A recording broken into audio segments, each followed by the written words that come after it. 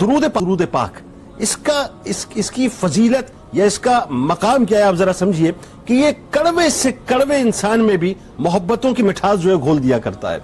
और शहद का कमाल क्या है ये समझे आप, तो जुबान को सही मानों में मिठास जो है दुरूद पाक से मिल सकती है, दुरूद पाक से मिल सकती है। क्या खूबसूरत बात है, वाह वाह वाह वाह वाह।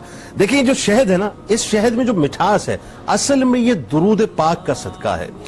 रसूल करीम सल्लल्लाहु अलैहि वसल्लम एक लश्कर के साथ कहीं तशरीफ ले जा रहे थे, तो आपने एक जगह पड़ाव डाला और पड़ाव डालने के बाद आपने साहबा से फरमाया कि तुम्हारे पास जो कुछ भी खाने को है तुम खा लो। साहबा ने अर्ज किया, या रसूल अल्लाह सल्लल्लाहु अलैहि वसल्लम, हमारे पास रोटियां तो मौजूद है लेकिन सालन मौजूद नहीं है। अच्छा, इसी दौरान एक मक्खी सरकार अलैहिस्सलाम की बारगाह में आई और भिनभिनाने लगी। सरकार अलैहिस्सलाम ने पूछा कि क्यों भिनभिनाती है, क्या कहती है? तो उसने अर्ज किया, या रसूल अल्लाह सल्लल्लाहु अलैहि वसल्लम, मैंने आपके सहाबा की गुफ्तगू सुनी, उनके पास सालन मौजूद नहीं है। मैं इसलिए हाजिर हुई हूं कि करीब ये गार है, उस गार में हमारे शहद का छत्ता मौजूद है, लेकिन मेरी इतनी ताकत नहीं कि मैं उसको लाकर आपकी बारगाह में पेश कर सकूं। अगर आप अपने सहाबा को वहां भेजें तो मैं वो आपकी खिदमत में पेश करूं।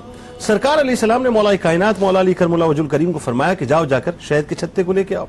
अब शहद की मक्खी चली और मौला कायनात उनके पीछे पीछे चले, जाकर उस शहद के छत्ते को निकाला, उससे शहद निकाला, आकर सरकार अलैहिस्सलाम की बारगाह में पेश किया। सरकार ने सहाबा को दिया, उन्होंने तनावुल करना शुरू किया। फिर वो शहद की मक्खी आई और दोबारा सरकार अलैहिस्सलाम के कान में भिनभिनाने लगी। सहाबा ने अर्ज किया, या रसूल अल्लाह सल्लल्लाहु अलैहि वसल्लम, अब ये क्या कहती है?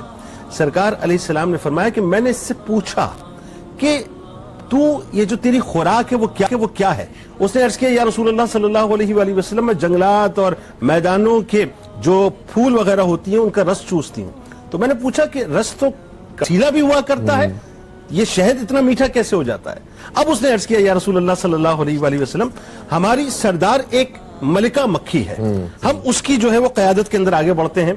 जिस वक्त हम रस चूसते हैं वो आप पर दुरूद पाक के नजराने भेजती है और हम उसके साथ आप पर दुरूद पाक के नजराने भेजते हैं, जिसकी वजह से ये कड़वा कसीला रस जो है शहद की मिठास के अंदर तब्दील हो जाया करता है।